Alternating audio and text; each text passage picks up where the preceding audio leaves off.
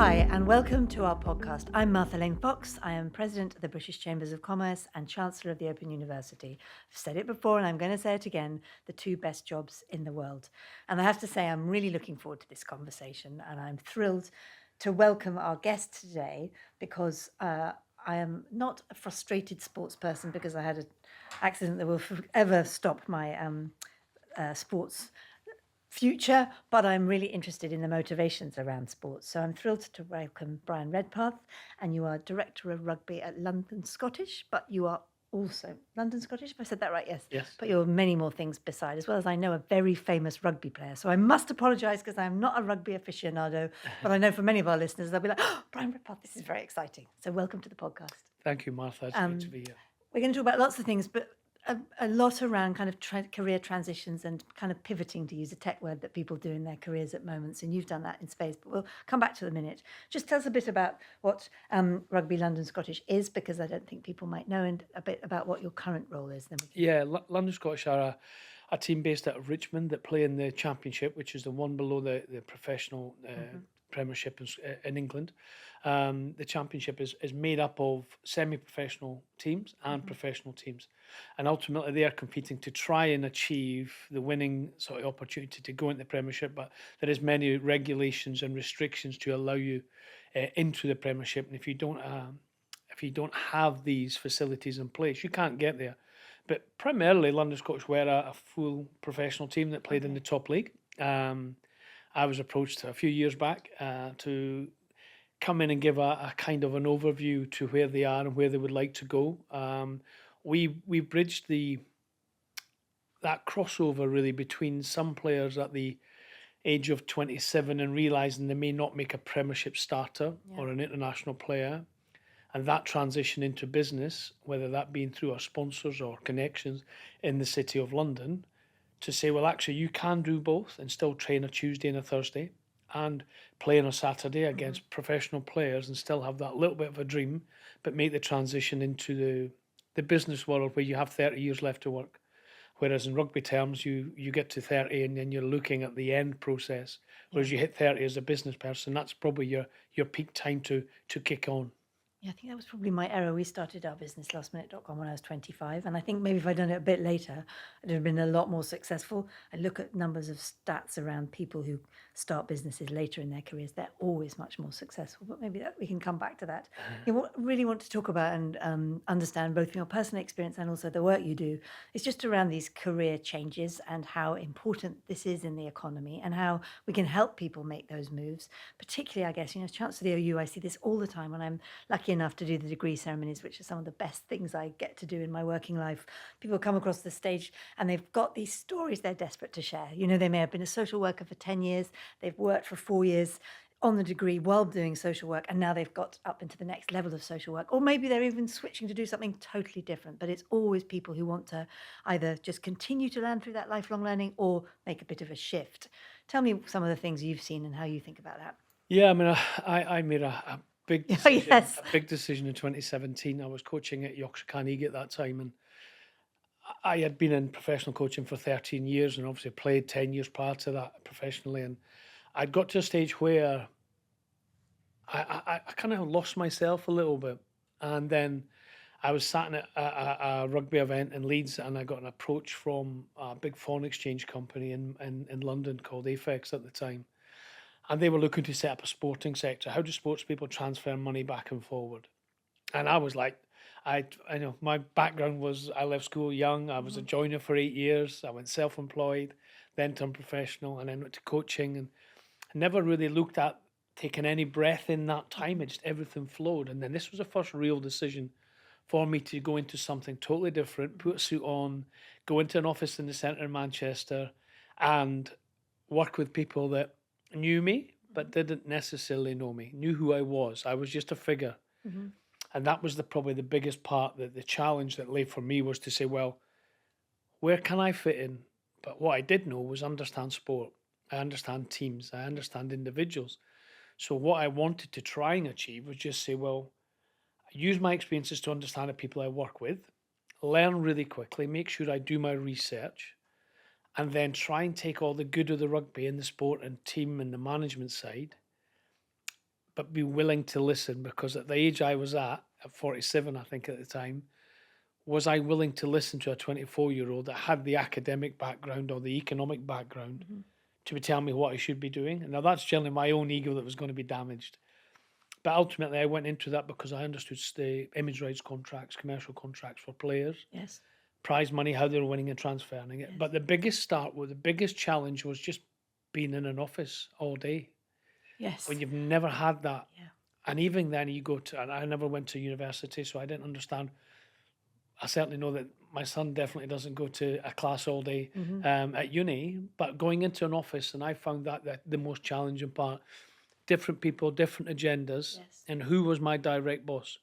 Who was going to be giving me a challenge, or this is your job description, and I'm going to be there for you? Mhm. Because I didn't necessarily always see that, because you sink or swim and you're in, crack on. Mhm. Or if you put your hand up too many times, you're taking up too much of their time. But I always felt, that was a bit that I felt was missing when I first went into it. Yes. I didn't know enough about the job. I didn't know enough about the industry. So my prep going into that was quite short and quick because I was Mhm. still coaching. Mhm. And I think that was probably where I probably maybe should have done more research, insight to what I was going into, and then be able to deal with that emotionally, because it was such a swing for me. Um, so yeah, it was a massive change, but one that over each year has become easier. The London Scottish connection was more of a consultancy role Right. within the foreign exchange company, Jackson Swiss Partners, who I work with now. Yes. So that was a changeover, but I'm still learning, and I don't think I'll stop learning until I don't think I will. It took me a long time to master sport and master teams and master people. And that'll take me a long time to master so many different people, because we're all got different agendas and different roles. Well, I think you've just expressed a lot of things there, and I think you've also said that you've made this big shift in 2017. But actually, I would argue before that you revealed that you've been a joiner, then you'd been a professional sports person, and then you've been a coach, and then you went into business. So arguably, you've made quite a few transitions before that, actually. So it strikes me talking to you, it's just about that mindset of being open to different ideas and seeing where different directions go. Yeah, I think one of the biggest things, Martha, I was obviously not the biggest in stature and having. I don't know what you mean. I've got a 6'3" person in Exactly. front of me. So yeah, no, I realized really early on in my career that it was never going to be about me. So I then went. How? How did you do that? Because I think that's a really important business Well, I insight. understood what part of a team I was going to Yeah. be, and to And do you be. think that's true? Sorry to interrupt you, but do you think that's true of good sports people always? Do you think you have to recognize how to be part of a team? In a team sport, because there're going to come times where the most talented people will show that, but when they're off their talent and they're not on song, Mhm. what do they need? Their teammates to help them. Yeah. What I knew was I was never going to be the rock star, Mhm. but the rock star always needs something to help him perform. So I knew that my skills, excuse me, my skills were always going to be needed in a team environment. So I just honed my skills. I practiced what I was going to be really good at, Mhm. and I stayed being really good at them. I never became average at them all. I Mhm. tried to upskill the Mhm. the weaker parts of my game.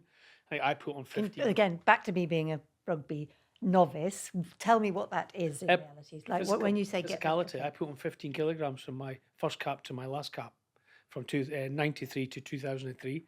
I increased my size Uh-huh. by 15 kilograms, so 2 stone, just to compete in the physicality of rugby. But that didn't mean I went out to compete against you physically. Well, that's lucky because I think you wrestled me to the ground in But about half a I second. quickly understood that moving a big guy around, getting Yeah. up off the floor quicker, That was putting a them real in comfortable advantage. Yeah. positions, be closing their space down so Yeah. quickly, being fitter and being stronger from my position, but making sure that my fitness levels didn't drop, because when you drop fitness levels, When you get the bigger. first thing that goes is your mental strength. Yes. So you make mental decisions that are poor because you're fatigued. Yes. So I kind of understood that as a small guy playing with big brothers in the back garden, and then the game itself has many different sizes, whether that's people positionally. So I knew then that I had a skill set that could keep them in the game, Mhm. but I had to understand them first. So the more I understood about them, which was part of the team thing, Yes. socializing, walking back from the changing rooms, good days, bad days, picking up little traits that they liked or disliked, and then said, right, well, I can help them with that. And that if I help them, Yep. it's going to make my job easier. And ultimately, that's what scrum half, my position in that midfield linchpin kind of area was. If this team's got to function, I need to be in the game more than anybody else. And I need you to be in the right positions more times than not. If you're not, there's going to be reasons why. I just needed to understand them and then make sure, as a captain of kind of every team I played for, was be that kind of person and be the same as you. So you could come and ask me a question. I wasn't any better because I was a Scotland captain than I was as a young player coming through or an old retiring player. We're all the same. But I've got to share my knowledge with you and then willing to come to your level and say, right, I'll help you get up here. You can't get there without me, rather than just expect young or less experienced people just to jump to that level. And that's the same in a boardroom level. The biggest people don't always share their knowledge because of the numbers of people that are putting their hands up to take that job. Yes. And in sport, there's only 2 or 3 lads that are putting their hand up Yeah. every year. I mean, I think you've, again, just brilliantly explained why, to be honest, I feel like sometimes I go to kind of particularly tech conferences and the star speaker is always a sports person. Anthony Joshua or Lewis Hamilton is always like, wheel out a sports person because then they can tell this business crowd something. Yeah. But the problem I perceive sometimes is that people get kind of a bit overwhelmed that they've got Lewis Hamilton or Anthony Joshua, whoever the hell it is on the stage, and they're not really listening to what that person is saying. And what you've just explained about leadership, being the person that doesn't always have to answer all the questions, but is the person that people can come to and you help work that thing through, and realizing that you are part of that team. There are so many lessons, aren't there? Why do you think that you had that mindset, and where did that come from? And how can you help people encourage Well, themselves I think to have it it? goes right back to, as I said earlier, when I knew I was what I was. I never tried to be somebody else. And that was stature, that was Yes. whatever it may be. And weirdly, it comes back to things like if you're a female and you think it's all about looks, I've got to look a certain way to be accepted in this office. Yep. Now that's wrong. Or in this changing room. Yep. It doesn't matter what it is. It's the same thing in life. And Yep. I felt that the most important part was just be you. Make sure you work on yourself more than you work on others. And that's you have to be selfish. So how you sleep, how you eat, how you recover. And that doesn't mean you can't be jack of all trades. So I loved a party. I loved a good night. I was part of the boys that were out late and doing the dancing and jumping around. I wanted to be With part that, we of that. need to see. Now that we film podcasts, you can have a little. We can have a little dance. Yeah, we can have a dance off later. But no, that for me is really important. You show that you've got humanity. You're humble with everyone, and you give time for everyone. Not everyone has been as fortunate as me, but I have sacrificed a lot to be there. Yes. So you must make sacrifices in yourself before someone else tells you, because you don't always agree with someone else tells you. But you must be able to look in the mirror and go, that's my problem. And I have some regrets. I probably shouldn't have had the beers that I had at certain times. But that's life. I'm not going to go back. I learned a lot from that, and I can learn from it now. I can still at 52 learn from that now. And that's the most important part for me is I'm willing to learn about myself now. It's uncomfortable sometimes because I didn't go through the academic background. But I do believe from a young age, the people you're around the most is your parents. Yes. You And spend what did time. your parents do? Tell me a picture about what home life for you They were was. initial dairy farmers. And then my dad went into a haulage contracting business, so Okay. livestock. So it was never a glamorous lifestyle. Cleaning out lorries with cows. He ran the business. Yeah, had his own business. My older brother Andrew went into it. Playing, weirdly, some of the biggest things that I did learn from was my 2 older brothers that we all played in the same team together. Okay. My middle brother Craig, we played at school together. So you're like the Kelseys, because obviously they're very famous right now for playing both in the NFL. Yeah, So yes. you're the Scottish Kelseys. Yeah, and there was a lot of brothers at that time, the Hastings, the Brewsters, Right. the Calders. So yes, we all played in the same team, same club team. My middle brother and myself, Craig, both toured with Scotland together. I learnt a lot from them. And it wasn't always what to do, it was what not to do. And that's really difficult because they probably didn't see it that way, because I was a wee younger brother that was probably, I was told I would never play international sport, and I played 60 times. Craig, he got 1 cap, my older brother didn't get any. But Are you still speaking? oh yeah, just occasionally. But I never felt that they needed to, I toured with Craig, and I learned little things from him that I thought, nah, I need to be, and I don't want to react like that, or I don't want to. And it was never through lack of caring; it was just through lack of understanding and the pressure that came with that. I probably dealt with the pressure or the expectation better based on what I saw them do. So I've heard that happiness is about your expectation versus reality. Yeah, So if you think that you're going to be incredibly good at something and you just consistently don't quite get there, then you're fundamentally going to be unhappy. Whereas a bit what I'm hearing is that because the expectation wasn't perhaps on you, you were perhaps happier because you yeah, were going for things and they were working out. Does that? 100% rings Yeah. true. Especially when I look at many sportsmen or many people, they've come out with this dream Yes. to be there, top of the pile. And how many people reach the Gonna top of the get there, pile yeah. every year? It is a tiny, tiny percentage. It doesn't mean you can't have that as a dream, Yep. but don't put that much pressure on Yes. yourself that you fail, and you fail once at one thing, you then think you're a failure. Yes. Now, failure is something you have to have tried it to have failed, and then you come back and try and learn from your errors and your mistakes. Don't see failing once as something. If you continually fail, it is your problem. Yep. If you're doubling up on errors, then it's your fault because you can't see the wood from the trees. All you're looking at is your vision. Sometimes just going back and having a mentor or a trusted person. It may be a family member, it may be a coach, it may be just someone you bumped into and you've listened to. Because as I say, what you listen to is far, far greater than what you can share. But again and again, you're coming back to something which you haven't explicitly said, but it's the same thing, which is just being open to lifelong learning, being aware enough to know that you just need to keep not knowing anything and appreciating that you don't know anything. Yeah. And when you do have a bad day, and I'll go back to certain times in my career, quarterfinal World Cup 2003, I was captain, and had a bad day. I played poorly. And I knew that the players looked up to me. And that was the first game of the tournament. And I was like, oh no. And I knew then I couldn't dwell on that. I couldn't sit there and feel sorry for myself because I'd already pre-planned my retirement. I was needing surgery and I was struggling with injuries, and young boys behind me were flying behind me and queuing up. But that game, I knew I had to then put my hand up in the media, in the changing room, and be willing to be dropped and say, well, I had a bad day.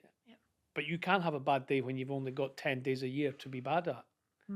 There will be a day that's got to rock up and you've got to have a bad day. And you hope that you've got enough money in the bank to allow them to give you another shot to redeem yourself. And I was lucky enough to have that. Yeah. Many people don't get that. Yeah. But how you react to that is where That's you in go your- back you to. have that You agency, have to yeah. go back to where your roots are, to where you are, to where's comfortable, to see where along the line that you've taken the wrong step. And some of that wrong step is just because a little bit too arrogant, a little bit complacent. You've slackened on your rehab, you've slackened on your fitness, you've slackened on your analysis you're doing, or you've went overkill and you've lost the happy side of what it is. You've lost the enjoyment of it all. Because when we start doing something we don't enjoy, we never, ever do our best. Yeah.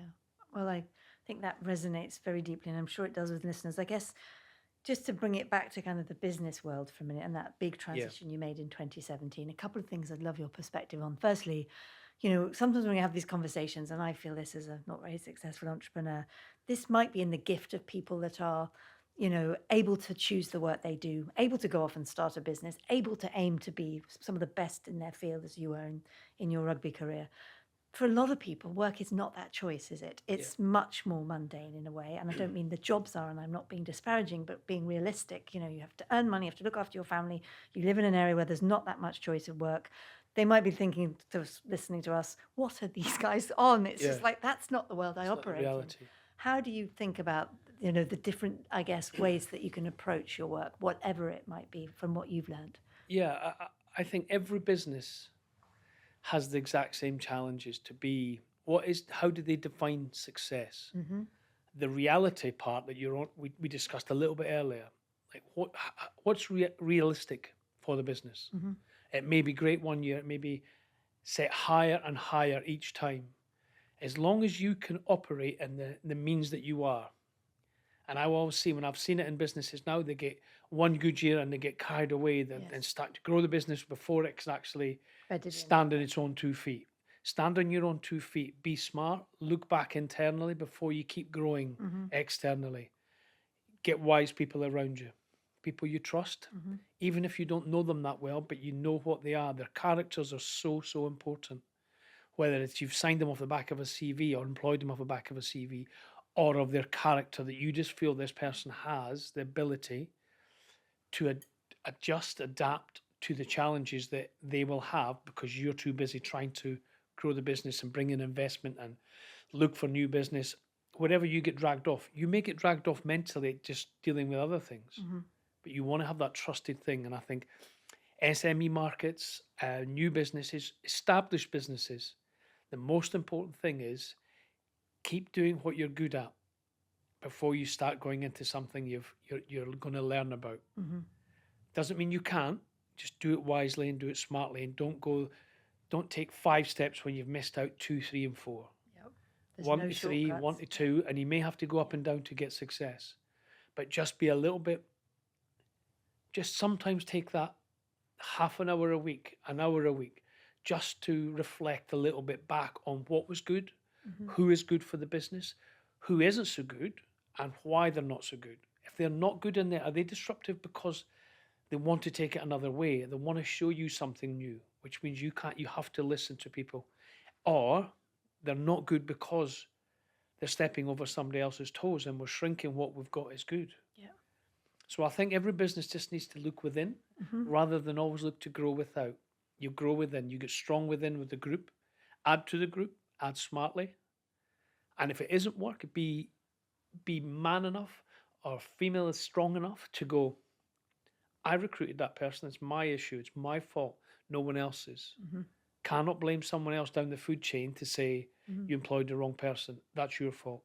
Well, you as an MD, a CEO, a chairman, whatever you are in that business, make sure that your experiences filter through everyone to the cleaner. The Yes. cleaner has an important part because that makes you happy when you come in the door. 100%. But the man in the boardroom gives everybody confidence. He reassures. Or the female in the board, doesn't matter who it is for me, the person that's in charge must be willing to be part of everybody. I made so many mistakes recruiting in my career. When you were saying that about owning the decisions that you made, I mean, that's where you can't hide as an entrepreneur, I guess, because the buck has to stop with you. But I'm just going to share one quick anecdote. We were expanding into France. We bought this big French travel company. They were furious that these kind of upstart young English people had bought a big French travel company. This was back in the very early days of the internet. I sound like I'm stuck in the past, don't I? Anyway, I'm just going to tell you this. We hired this guy. It was a massive kerfuffle to recruit him. Ran a huge agency from travel. He was like very kind of, but we thought we need this grown up in the business. He's going to give us credibility in France. First day he arrives, I knew it was an absolute freaking disaster because he came into the office. He looked around. He said, where am I going to put my desk? And I said, what do you mean? He goes, I brought my mahogany desk from my office in France. I was like, oh my God, what have I done? This is appalling, the most terrible culture clash. So obviously I had to own that and we had to part ways very quickly because it was never going to work. So it's just, I always go back to that guy, that the poor guy. respect you get for doing that and admitting that. Maybe, not from him, but anyway. Oh, he will never be happy with it, but He'd never be happy. the bigger picture of what you willing to take on the chin and go, that's my fault. I'm still really thinking about the comment you said when I'd never been in an office before working and I, putting on a suit and all of those things. Yeah. That, I think a lot of us kind of empathize with that because of things that have happened over the last few years and working life has shifted. Not for everybody. Some people don't have that choice. Some people have to be either in a factory, in a frontline role in whatever capacity. But lots of people do get a bit more choice about work and so on. How have you found that and kind of that bit of the pivot? Because that's aside from, you're not rocking up in your shorts anymore. Yeah, the team environment I loved. I loved being in around a team. I loved watching other players in my position and trying to watch them, see what they're good at, how they do things, what do they do different. I was always kind of trying to steal little bits of information from them. And then when you move into the team in the office format, I like to be in a room with people. I like to interact. I like to understand. If I want to ask a question, I want to see the expression on your face when you answer it to me, then I know it's genuine. Mm-hmm. So I want that honest. And if that feedback is really good, and if it's genuine to me, I'm going to take a lot out of that. Mm-hmm. Over the phone's different. Over a Zoom call, Teams call, Google Meet call, whatever it is a total different environment. Yeah. If I'm looking for new business, will I win the new business based on the relationship, how we are face to face? I think we will. Yeah. Based on other ways, whether it's just factual and business relation, Yeah. you know, we can do a better rate. Great. That's simple. Yeah. That doesn't mean that you're going to trust me for a long time. So I think, you know, we look at COVID, we look at our coming out of Brexit into COVID, into many different things, and elections coming up. Yeah. Ultimately, some people really love their own life at home and they're very comfortable and they still do the same level of work that is on the job description. Others do need maybe 1 or 2 or 3 days in an office. Some of them just love being in an office, getting up, purpose of the day, shower, walk to work, get out, work, go out for lunch, come back. If that feels normal, normal's good and change is good. But as long as you can find the way that's right for you and your business. And so do you feel now that you're at peace with the office environment? Do you, Yeah, do and you like it? I'm What's pretty your work, lucky. What's your working pattern? Yeah, so it's a bit different. I get up around 6:30. I do a cold plunge in the garden for 6 minutes. Oh, I'd love to do that. I get up every about morning a bit earlier if I than that, can. but I would love a cold plunge bath. Yep, so I sit in that. So Yeah. friends of mine who has a Mayo master, Joe Gray, and his lovely wife Lottie. Yeah, I've gone into that a little bit more of coming out of play, and you have a lot of injuries, so Yeah. body's really important, and it feels achy a lot too much. So I do that, and then ultimately, in the moment, because I have the dual role with the Jackson Swiss Partners and London Scottish, Yes. I can work remotely wherever that is. We have an office in Yorkshire. I work a little bit with them. I have sometimes an office in Clapham. But ultimately, I want to be out meeting clients. I want to be at events. I want to be in and around people. That's where I've always been.